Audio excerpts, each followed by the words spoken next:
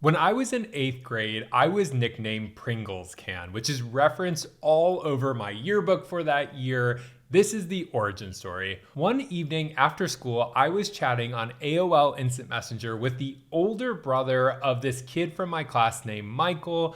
I had never crossed paths with the brothers, so I have no idea how he got my username and why we were even talking. I don't know if I reached out to him. I doubt I would have because I wouldn't have known his username. He was also a senior at the time and I was an 8th grader. It was just a weird circumstance, but I was desperate for attention at the time, so I welcomed all these random chats.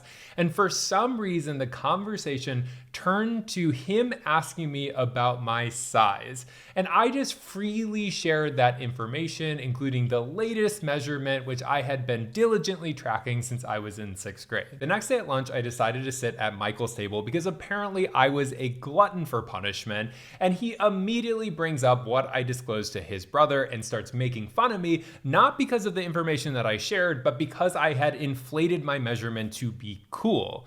The more that I defended myself, the more everyone else at the table mocked me, and I was an easy target. I was this gay kid in the conservative Midwest, and I wasn't obviously out, but I was clearly different from everyone else. I didn't have a lot of friends at that time. As you can imagine, this story spread like wildfire throughout the middle school. By the end of the day, seemingly everyone knew what I had shared.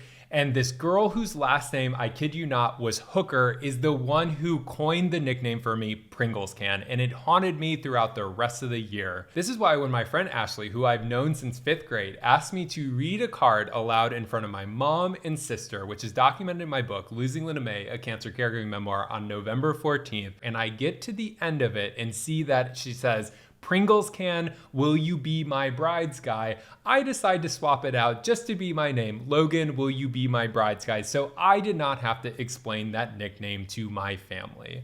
Though all things considered, there could have been a way worse nickname for me to have in middle school or in life in general.